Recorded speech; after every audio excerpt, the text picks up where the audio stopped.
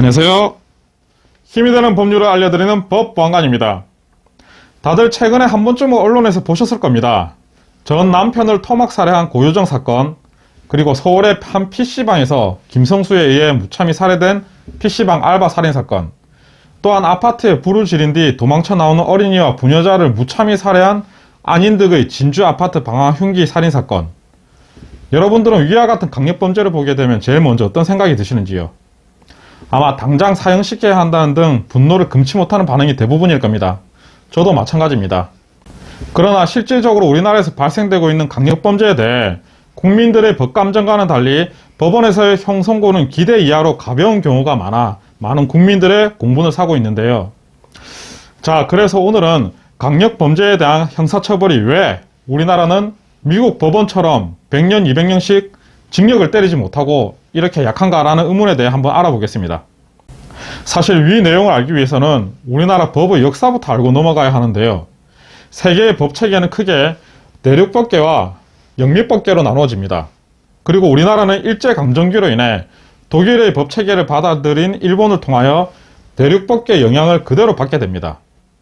여기서 대륙법은 법전에 나와 있는 법의 형량을 기준으로 판사의 재량을 제한하고 형벌을 교화 목적으로 주는 반면에 영미법은 실질적인 판례를 중시하고 판사의 권한과 재량이 아주 크며 교화보다는 죄를 처벌하는 목적이 큽니다.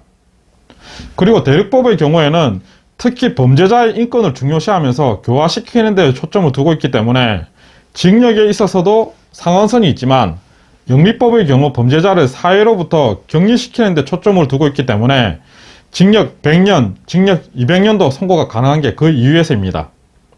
이처럼 우리나라는 대륙법계의 법체계로 인권이 최우선시 되다 보니 범죄자를 강력히 처벌하기보단 교화를 중점으로 하여 초범과 가실범에 대해서는 형을 상대적으로 관대하게 하고 반성 유무, 합의 유무 등 여러 부수적인 감형 사유를 존재하게 하여 선고되는 형량이 영미법에 비해 비교적 가벼운 것입니다. 그리고 만약 형량을 마냥 강하게만 했을 때 발생할 수 있는 여러가지 부작용도 생각해 봐야 하는데요.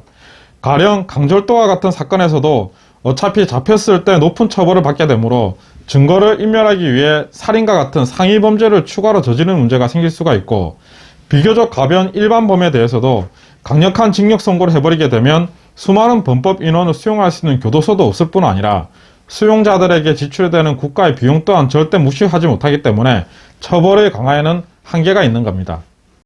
이와 같은 이유로 우리나라 형사사건에서의 판결은 우리 법체계와 여러가지 현실적인 문제로 인하여 쉽게 거스르지 못하게 되는 것이고, 이런 점을 종합하여 만든 대법원의 양형 기준을 통해서 형량을 정하기 때문에 당장 형사처벌을 강화시키는 것은 쉽지 않습니다.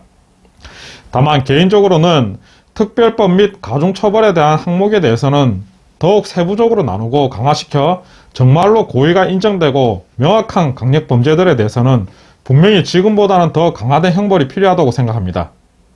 자, 오늘 주제에 대한 내용은 여기까지입니다. 영상이 도움되셨다면 구독과 좋아요 꼭 부탁드리겠습니다. 감사합니다.